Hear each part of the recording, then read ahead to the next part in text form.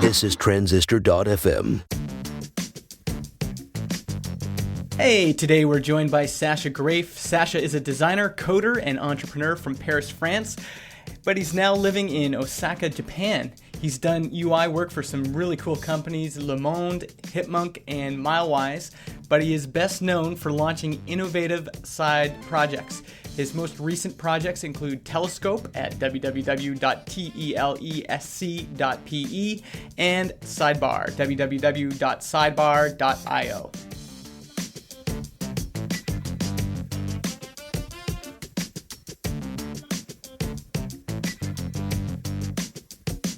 Aujourd'hui, nous parlons avec Sacha Greif, un concepteur de produits merveilleux. Sacha réside à Paris, mais nous rejoint en provenance du Japon. Bonjour, Sacha. Salut. Bon, on peut continuer en français alors. Ça posera pas de problème. Now we are officially a bilingual podcast. Yeah. Undo. That's pretty much the only French I know. I'm sorry. That was actually really good French. Was it? A slight Canadian accent. Was there a little bit of Quebecois in there? Yeah, but... Okay, let's get it going for real here. Welcome to Product People, a podcast focused on great products and the people who make them. My name is Justin Jackson, and I'm joined by my co-host, Mr. Kyle Fox. Hello, ladies and gentlemen. And Justin. And today we have a great guest. Sacha Greif is joining us from Japan. Welcome to the show, Sacha. Hey, everybody. So, Sacha, I thought we would start by hearing your story. So where did you grow up? And maybe tell us how you got into the web and got into computers in the first place. Okay, sure. So just to explain a little bit who I am, I'm a designer focused on user interfaces and web mobile apps. For the couple last years, I've been freelancing for companies, mostly startups. So I've done work for Hipmunk, Ruby Motion, Intercom, so a couple of companies. And right now I'm focusing more on launching my own products. So the past year I've launched the Toolbox, which is a small side project that aggregates all kinds of useful links.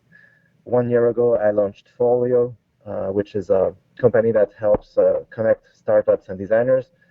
And right now I'm working on Sidebar, which is a community for designers and also a newsletter that sends out the 5 best design links of the day. I'm French. I grew up in Paris, France. And I got started about 15 years ago, I would say. My first ever website was a walkthrough site for Fallout, the game. Okay, yeah. So that was a long time ago. And since then, I've done a lot of things, and actually mostly not web-related. So I went to school. After high school, I did 1 year of web stuff, I would say. So learning Flash and PHP and the basics of designing and developing for the web. But that was a long time ago, and the web was really not there yet, I would say. So after that, I went back to university to study computer science. And that had really nothing to do with the web or even like practical programming. It was lots of math and very theoretical. So anyway, after doing this, I also studied Chinese, and I went to China about 6 times, I think, and lived there for 1 year. So at that point in my life, I was pretty sure I was gonna do something related with Chinese, like journalist or working in an embassy or something.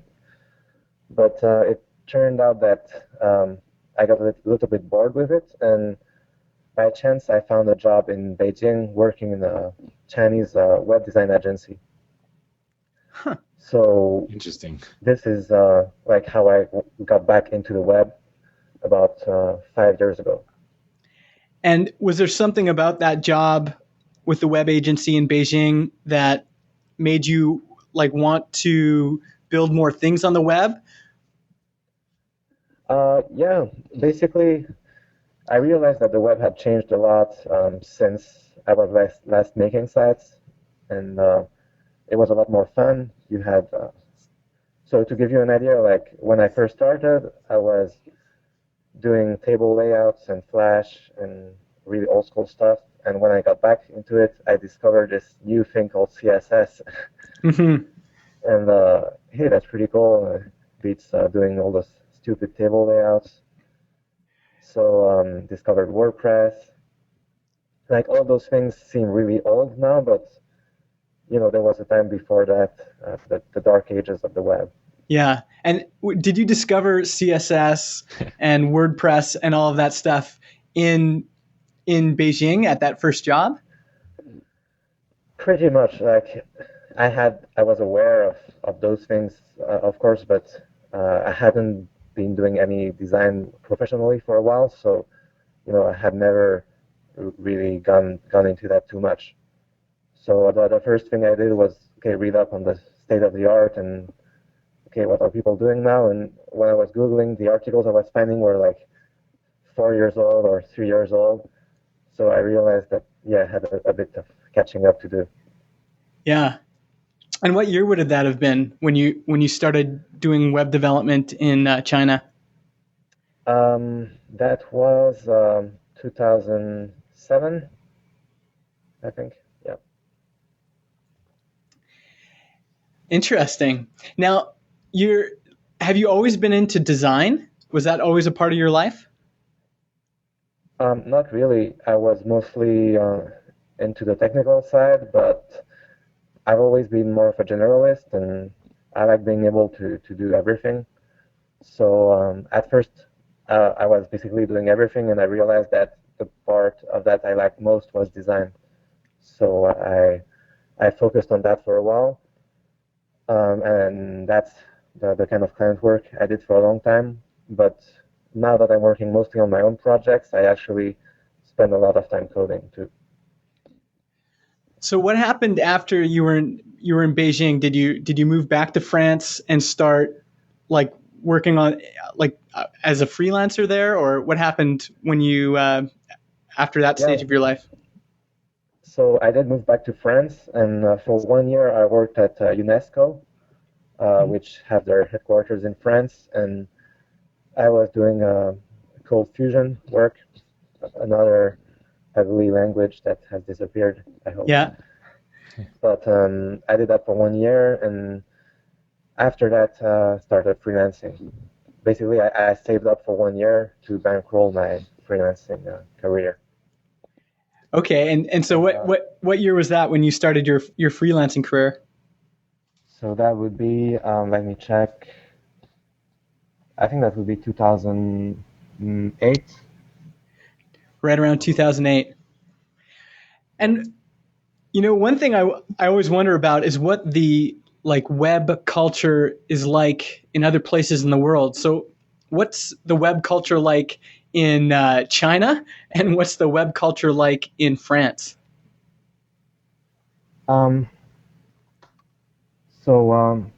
China, it's when I was there, they had a very specific kind of design, I would say, and it's a very heavy sites, and a lot of people are using, or worse, using IE and Windows XP, so it was a little bit behind.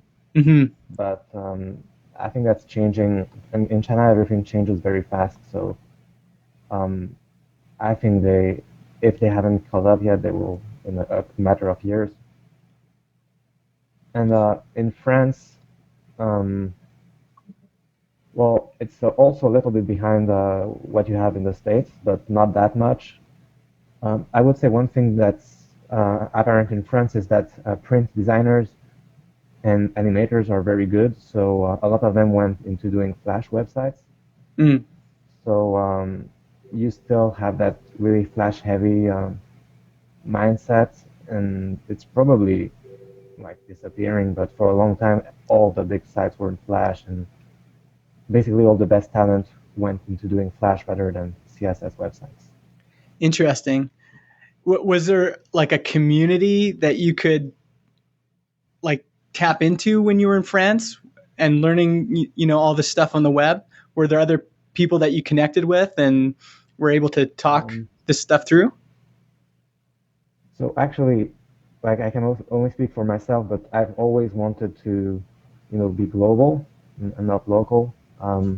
So there was a post by Dennis Severs about that recently, where he basically said that you can, be local and go to local events, or choose to live in the global world, and that means, hanging out on global communities, things like Hacker News, Reddit. So I've always tried to do that more, especially in the beginning of my freelancing career, and as a result, I've never really, had much contact with the local community in France. But Yeah. That was an interesting post by Derek Sivers. Oh yeah, Derek, sorry. Yeah, but like just before leaving for Japan, actually, I had started being involved more in the Hacker News community in Paris, so it's actually turned out to be pretty cool. So I now think you need a balance between both aspects and not be just 100% global. That's right. So one thing that was kind of interesting to me, this is sort of going back a little bit, I guess, you kind of you sort of kickstarted your web career back in, you said 2007-ish in China with the web agency, and then it wasn't very long until you took the plunge into freelance in 2008. It was just over a year, hey?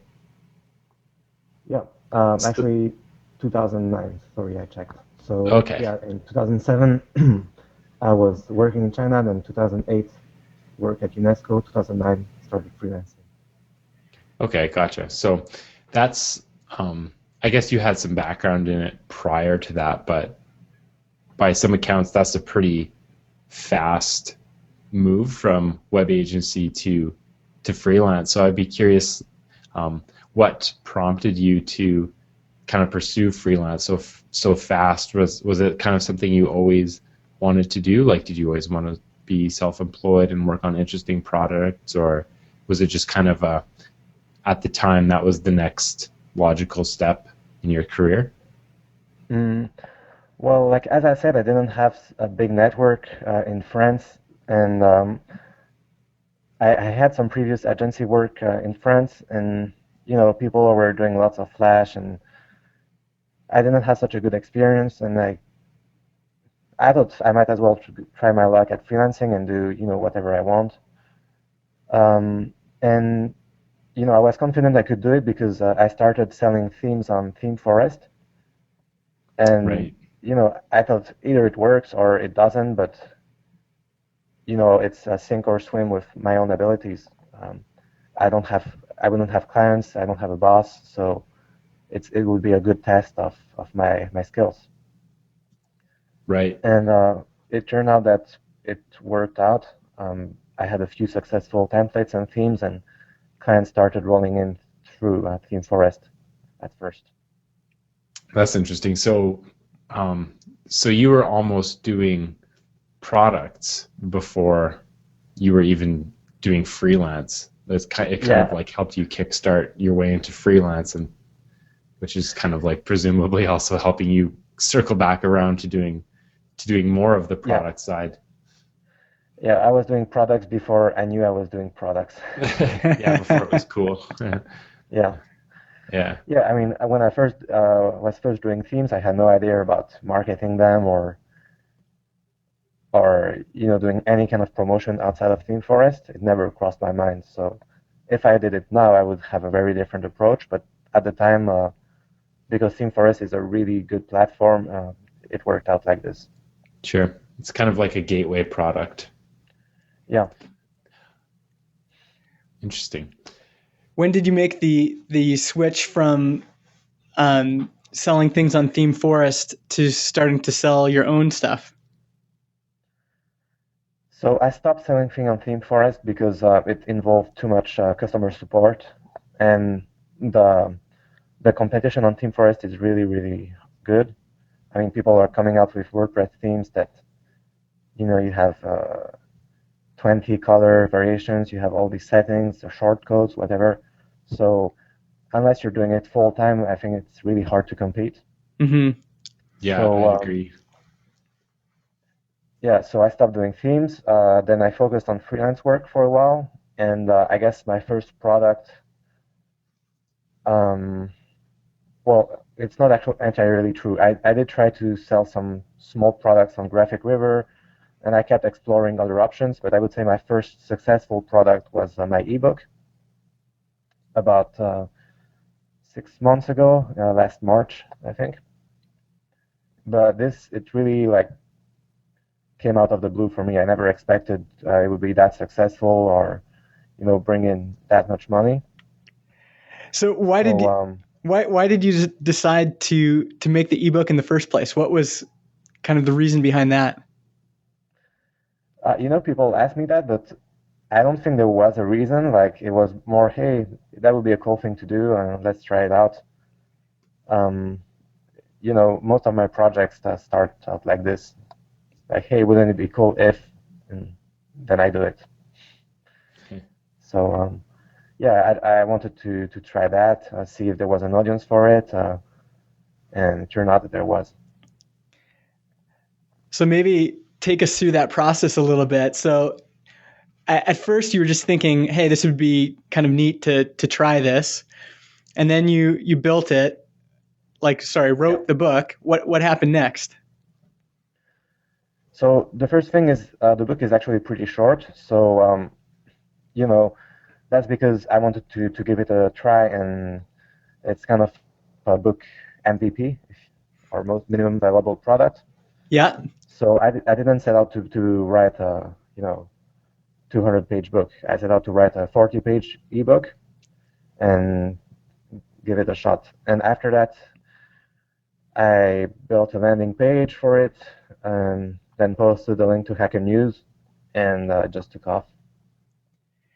And and when you posted it to Hacker News, did you have a price? Like, were you linked to a landing page with a price where people could buy it?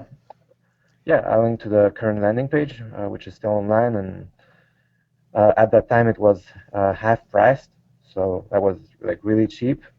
So the lowest edition was $3, and actually I think a lot of people bought it just because it was so cheap. Yeah. And I didn't do a lot of market research or anything on ebooks, so I actually priced it based on iPhone apps, because I figured, hey, people are spending like all these months on those iPhone apps like Angry Birds, whatever, and selling them for only $1. So I'm gonna do something a similar price, which like it turns out is a really bad way to price things. I've learned since then, but yeah, I noticed because you released your book right around the time that Bootstrapping Design came out, and there was a little bit of a back and forth between you guys on what pricing model was best. So how do you feel about that now? Like now that you're at this stage, do you think you should have priced it higher, or do you think that your price was kind of right on the mark? I think I should have probably priced it a little bit higher, but it's easy to say now because the book was successful, so it seems more valuable. Like if the book hadn't sold anything, I would probably be like, hey, I should have priced it lower. Yeah. So basically what I took from all this is that you can price high or low.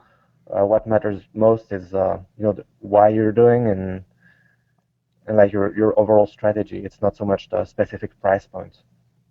So yeah, just read up on pricing strategy and why different pricing points work, and then do your best. But it's not like you have to price high or you have to price low. Mm-hmm. Do you think are you going to do another book? Actually, yeah, I'm in the process of doing one right now, but on a very different subject. So it's going to be about Meteor, JavaScript framework. and it's going to be about an introduction of how to build an app with me here from scratch, basically.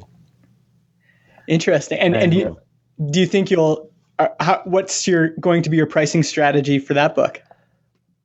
So there's two of us on the project. So I'm writing it with Tom Coleman, which is one of the best meteor devs in the community right now, I think. So the pricing is going to be higher to support both of us, and also because it's going to be a much more in-depth product with more material. And so you guys are thinking it's going to be a higher price point and with a lot more material. So you think videos, examples. Yeah. Interesting. Basically, if you look at what Nathan Barry is doing, I think it's going to be something like this. Interesting. Kyle and I were just talking about the Nathan Barry book today. Yeah, he launched yesterday. And it looks super well done. Like it's one of those landing pages that makes you just need to have it right this instant.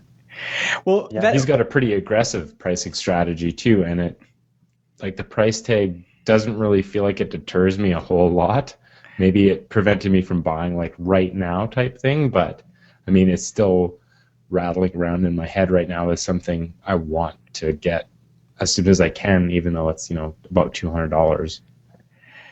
Well, he has 3 price points actually. Right. So you can get the budget option for $30?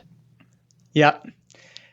Yeah, you can buy the book for $30. It's on sale right now. You can buy the book plus videos for $80. You can buy the whole package, which includes video tutorials, video interviews, resources, and the book for $200. And then you can buy a team version for like a team license for $800. And you can buy a gold-plated version for $2,000. Well, what's interesting though is like on communities like Hacker News, this kind of pricing is getting kind of torn apart. Like a lot of people were kind of taken aback by the pricing. Yeah. What do you think about that, Sacha? They don't know what they're talking about. That's what I think about it. Really. Yeah, so Justin and I were talking a little bit about this earlier as well, because we both kind of manage teams, and for a business that's got a team of designers, and sort of like if you have new people, new designers joining the team, you want to bring them up to speed and have a common frame of reference for everyone on the team. Spending $800 on a whole bunch of well designed, like just high quality collateral like that is almost a no-brainer. Like $800, $1,000 for something that your whole team can refer back to and use to train up new hires, like that's incredible value.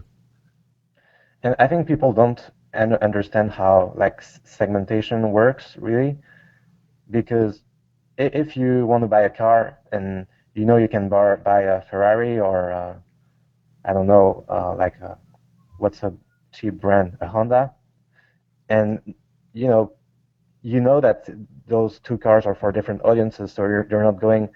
Nobody's complaining about the price of Ferraris because they're expensive. That's what they are, and it's the same thing here, except it's the same product, but it also has different price points. So just like you can buy a cheap car or an expensive car, you can buy a cheap package or an expensive package. So if you think the expensive package is too expensive, that just means you're not the target audience. So it's not for you.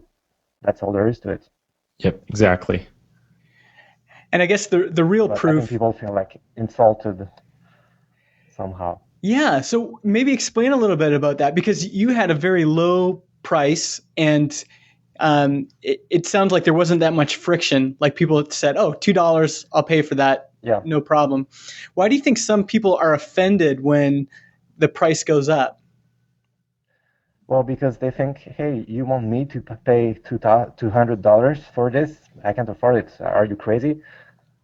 So what they don't understand is that no, Nathan Barry doesn't want you to pay that. He wants, the guy at the big company who is not spending his money to pay that. So yeah, I mean, in this case, the people complaining, it would be one thing is somebody at a big company was complaining about the pricing point, saying that, they can't afford it or whatever, but usually the people complaining are not the targets. So in my case, people, I guess the price point had a very good reception on Hacker News because those people were the target of that price point, if that makes sense. Yeah. Mm-hmm. So what do you think you're going to do to promote your next book? Like Hacker News is an interesting community because you can get a lot of traffic. If it hits a chord, you can get a lot of traffic. Do you have some ideas on how you might promote something with a higher price point?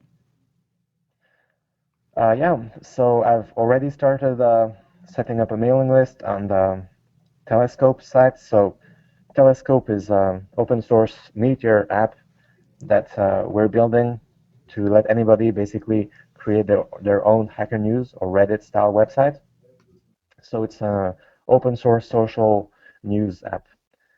So if you go check out the landing page for that app, so the app is free, but there's a small sign-up form for the book's mailing list. So that's step one. Just collect some email address, and then you can use that you can send sample chapters to people. You can ask them feedback on what they'd like to see in the book. So there's lots of things you can do. And after that, we'll see. I mean, this book is like, yeah. One thing I'm kind of curious about, because Justin, I'm not sure how into the hardcore tech scene you are, but Meteor is like a pretty new sort of framework to build apps in. Yeah, I haven't heard much about it. Well, I only heard about it because I saw Telescope on Hacker News. Yeah. So could you just describe to me what Meteor is? Okay, so you know about Node.js, which is JavaScript on the server. Meteor is based on that, but it takes it one step further so that you can share code between the server and the client. So not only is your whole app JavaScript, but you can even reuse the same methods and the exact same code on both sides. And that's one thing. The other thing is it's all real time. So basically, if you're displaying whatever data from the database you're displaying on your site, if it gets updated, it will be updated on the site in real time without you needing to do anything about it. Huh. So it's almost magical how it works, and it's really powerful. And on top of this, it does lots of smart things, like it includes all your apps file by default. So you don't even need to do the script tags or CSS tags. Everything gets included and compiled, minified, all that. So after I've built app with PHP, WordPress, Rails, but Meteor is really like a step above, and I think it's the future. Yeah, so that's kind of what I wanted to ask you about, because it's pretty new. I think it's really interesting that you guys decided to build such a polished, marketable app with Meteor. So I'm kind of wondering what made you decide to use Meteor, or if you were approached by the Meteor team to use this as a kind of a marketing tool to promote Meteor, because especially with the book, I think it's interesting because right now there might not be, today there might not be a huge market of people looking to learn Meteor. Surely there's some, but it seems like this could be, very well timed, where as Meteor kind of gains popularity, and I agree with you, I think this is kind of the future of web apps. So you're positioning yourself quite nicely to be one of the first really polished, thorough kind of Meteor books. So I'm wondering, I hope so. Sort of how you got into Meteor, and what made you decide to write this book. Mm-hmm. Well, for starters, the thing about the the market. I think the Meteor market might be small, but Meteor also has a very low barrier to entry. And there are a ton of people who already know JavaScript, front-end developers, designers, and they could get started with Meteor in one day. You know, they don't have to learn a new language. They can install the Meteor in 5 minutes. So I don't look at the market as people who are using Meteor. For me, the market is people who know JavaScript, basically, and that market is huge. And to answer your question, so first, I actually came up with the idea for Telescope first, because even before that, I wanted to build what is now Sidebar. So Sidebar, if you check it out now, it doesn't really look anything like Telescope or Hacker News or all those sites, but it's actually based on Telescope. So Telescope powers it. And the reason why is because my initial goal was, and still is actually, to build something like a Hacker News for designers, because I think that's really missing right now. So I had this idea, okay, I want to build a Hacker News for designers. How do I do that? So the first step was choosing the technology and choosing who I was going to build it with. And my initial idea was to exchange my design time on somebody else's project for their coding time on my project. And I found someone to do that, and we started. He was a Node.js coder. And yeah, so I narrowed down the technology's choice to either Rails or Node.js because I had experience with Rails and I also knew JavaScript. So I figured those two stacks would be the easiest for me to learn. So anyway, we picked Node.js, and at the same time, I have a friend who is in Y Combinator, who's doing Zenbox, who said he was friends with the Meteor guys, and they were some cool people, and Meteor was interesting. So we decided to check it out. And what happened is the guy that was helping me out, so he started building this in Meteor, but after a while he got busy and we kind of lost touch, so I ended up doing the app by myself. And it turned out that Meteor was easy enough for me to just build it out and do a big part of it by myself. And after a while, I was joined by Tom Coleman, which is now my partner on the project. But by that time, I had the confidence that I could actually, build non-trivial stuff with Meteor. So you found it pretty empowering as a designer that you could use Meteor to build this app yourself, that you didn't need to find someone that was maybe more technical. Interesting. And to be fair, I'm not a pure designer because I have a computer science background and I've done a couple apps, but Meteor, I can compare Meteor to Rails because I'm also maintaining Folio, which is a Rails app, and Meteor is hands down a lot more fun to use and just more intuitive for me than Rails.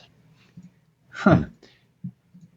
Well, you've actually just in this conversation kind of convinced me that this is probably what I'm going to spend my weekend doing, taking a closer look at it, because I remember being impressed by the screencasts and things like that, and then I saw that you had built Telescope, and it suddenly, I don't know, I'm maybe a little bit superficial, but I was like, oh, hey, there's a pretty site about Meteor. Suddenly I can take it seriously.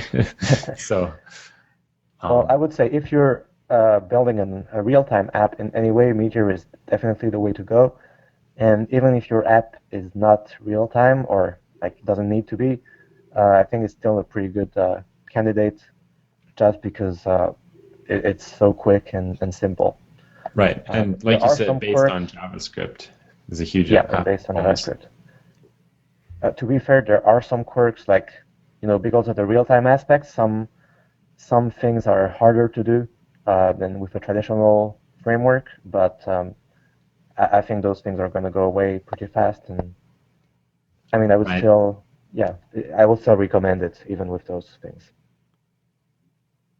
Yeah, I remember, I think one of the first things that everyone sort of yelled about on Hacker News was that it was not great for SEO. And then eventually like an SEO package or fix came along. So it seems like it's one of those things where, any new tool is going to have gaps and things like that, but they get smoothed over in time. So it's not, it doesn't mean the project is inherently doomed. So they seem to be doing a pretty good job of it. Exactly.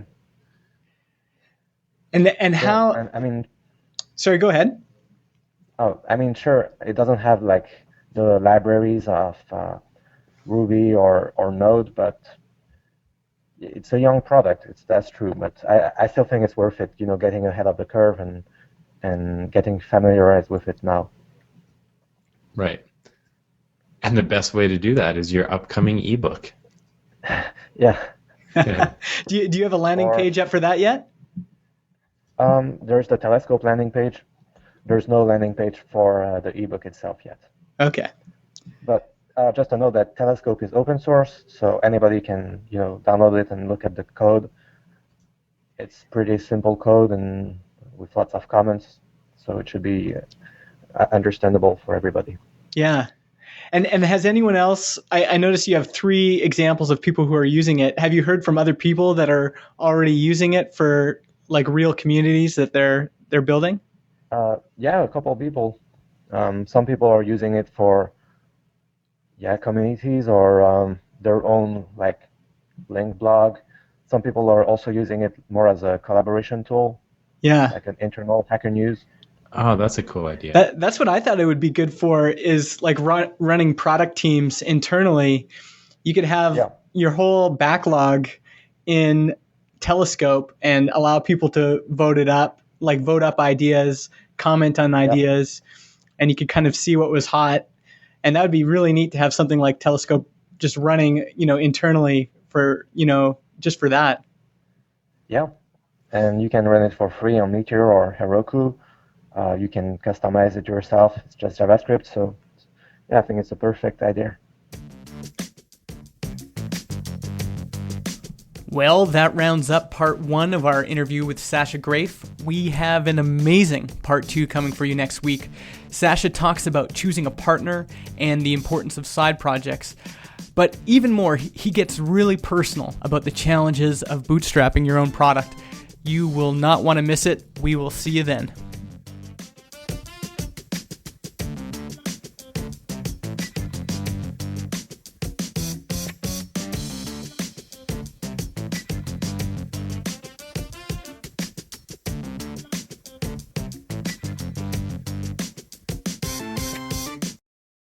Podcast hosting is provided by transistor.fm.